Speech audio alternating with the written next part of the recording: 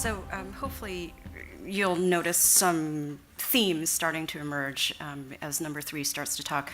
I think when I think about some of the new things that Anthem is investing in the value-based payment space, we tried to start by scoping out initially and having a conversation about our realistic understanding of market momentum and the broader narrative going on in the market. And from what that allowed us to do was to try to draw lessons learned from the previous 5-10 years of payment experimentation in the industry broadly, public and private sector. So let me tell you a little bit about that and then drive straight to what the implications are for what we're doing. From my perspective, the broad narrative is that early on there was a lot of excitement around investing in value-based payment and care delivery reform. And the mantra was, let's generate momentum. And let's not leave any provider behind. So that was an important thing. And I think we've learned that, frankly, not every provider is built for this kind of work, nor is every provider equally committed to this kind of work. So one lesson learned may be, maybe it's time to leave some providers behind. I think another thing that we experienced was that we tried to drive providers to continually wring savings out of the system based on their own historical performance. That is a death spiral that is not sustainable. And what you risk if you keep pursuing that strategy is that your most committed, forward-thinking, first adopter providers will be the first ones to hit the ground. And you will be pushing them over a financial cliff. And once they disengage, what you lose is everyone behind them, because they are looking, their peers, their less experienced peers, are looking to see what the risk takers experience.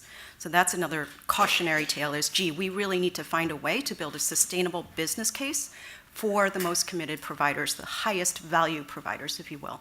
We really need to invest in them. Another thing we learned, it was completely understandable that we begin by layering as much accountability on primary care as possible. I am a primary care doc. This is my heart and soul, and Anthem has invested big time in primary care. We are the largest private sector participant in CPC+. We have an essentials program that will capture 400,000 lives by the end of this year. We're a big investor. But there's only so much I can ask my ASO clients to give me to invest in primary care without taking it from somewhere else. And it was perhaps not realistic to expect the providers with the least market leverage to somehow corral the entire rest of the delivery system without payers actively stepping in and engaging those other payers much more forcefully. So that's another lesson learned. And then I think, on a sort of more micro level, we are asking many providers, not Rishika's ilk, because he truly is a disruptor and a new entrant, but for many incumbents who want to move in this direction, and they still provide the bulk of the care in this country, you are asking them to put one foot in one canoe and one foot in another canoe, and that is the most uncomfortable place to be. I have had providers come up to me, particularly specialists involved in bundled payments, say, can you move faster? Can you just get us there right now because we're dying in these two canoes? Well, the reality is payers are living in the two canoes too. So how do we move people from two canoes to one canoe as quickly as possible? Payers have to move with providers in that journey. And that means that the things that are making the first fee-for-service, pay-for-volume canoe uncomfortable for everyone, they should also disappear on the payer side, as well as the provider side, as we move to this new world. So let me translate that. There are administrative burdens, like coding and prior auth, for this world that make perfect sense in this first world, that make no sense in the second world. And payers have to be willing to shift our behavior as we ask providers to shift their behavior.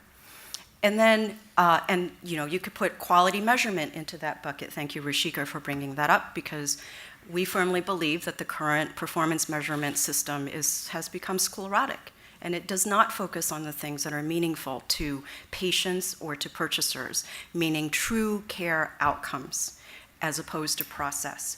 And it shouldn't be a slew of metrics to show us that you can jump through hoops. It should be enough to reassure us that you're not generating savings by stinting on necessary care, or not not enhancing care the way that we would like.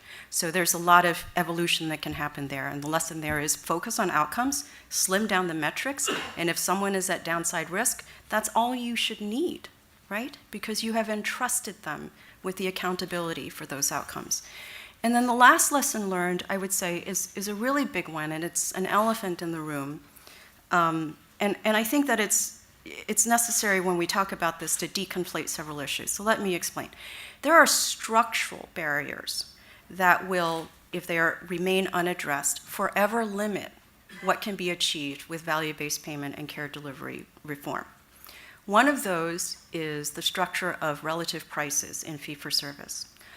We all agree that all things being equal, it would be better to not pay on a fee-for-service basis and to pay on a lump sum or global cap some kind of basis. But to be honest, there are some services that you wouldn't want to pay any other way except fee-for-service, right? And fee-for-service, the prices are there with us regardless of the cash flow mechanism.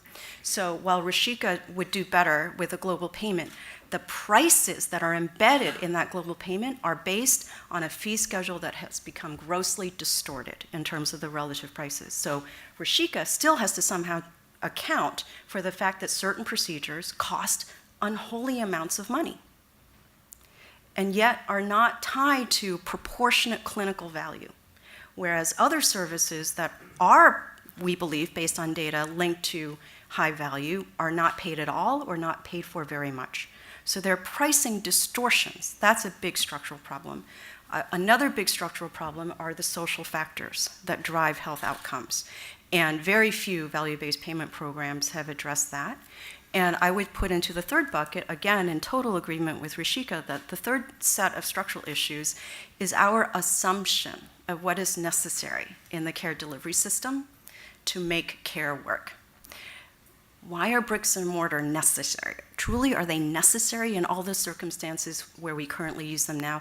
It's an issue of the input costs, really, being sacred cows for some reason. So if we were willing to tackle all of those things and acknowledge the lessons learned all in one package, I could retire. And so that's the attempt that Anthem is embarking on, is how do we rope all these things together and create it in a co-design effort with some of our key customers and some of our key providers, because frankly, there are many trade-offs required to bring together all of these elements that you can't make in a black box or playing whisper down the lane with a plan, right, translating between a payer and a provider. So we have everyone in the room talking about these very challenging issues. And that's the program that we hope to stand up, is a national high-value network strategy that rides on an ACO chassis, but engages specialists much more deeply, not just through bundled payments, but through, frankly, new reimbursement opportunities. One of the things we want to do with this program is to affirmatively, assertively say, we don't want to buy what is currently available in the care delivery system. We would like to decide what we'd like the care delivery system to offer and have everybody catch up. Would that be okay with you? And so we will actually have explicit requirements for providers who want to be in this narrow network to address what we think is core, which is not just clinical outcomes, but member experience in a quantitative way. So it'll be, to our knowledge, the first time that a commercial payer will be holding providers accountable quantitatively for member experience, linked directly to their financial opportunity.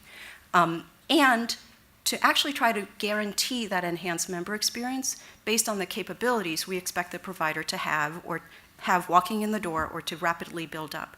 Things like digital access.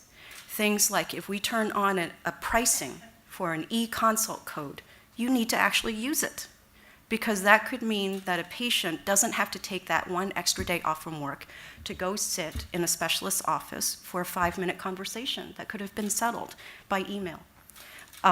So a whole list of provider requirements like that, including things like, we'd like you to show us your compensation structure for your frontline docs. We won't dictate it, but we'd like to see how well you're transmitting the incentives downwards, right? But in exchange for that, for those requirements, meeting those requirements, providers get a narrow network, or tiered, with steep differentials for cost sharing. They get required PCP selection, because we have learned in our match control evaluation of our own ACO program that when a patient remains with the same PCP year on year, the savings are doubled relative to when that doesn't happen. And they get, they go to downside risk, and they're much more confident about it because we relieve them of the prior auth requirements, which, by the way, was costing us money, and which we were approving at an extremely high rate anyway. Why would we bother them with that if they're at downside risk and they have this linkage and they have every incentive in the world to avoid that first dollar of loss? So we try to think of this certainly not as the perfect solution, but as a vehicle, right, for having that conversation. Hey, let's start with what we think care delivery should look like. Then, what are the pieces that we need, all of us stakeholders, to bring to the table? What skin in the game will we put in to make that work? And it will include, for example, employers who don't use Anthem as their PBM to share your PBM data. Why? Because Rishika's type can't do anything about care management if they don't see the data. And we can't hold them accountable for cost of care if we don't see the data. It's a vehicle for having that conversation because version 2.0 might look different as care ideals evolve. Version 2.0 may tackle social determinants. Version 3.0 may tackle a virtual care delivery network that doesn't involve any bricks and mortar at all, except in the patient's home or in their workplace. Imagine that. We're obviously not there yet, but the notion is to set that set of expectations and the interdependencies and get that working relationship going.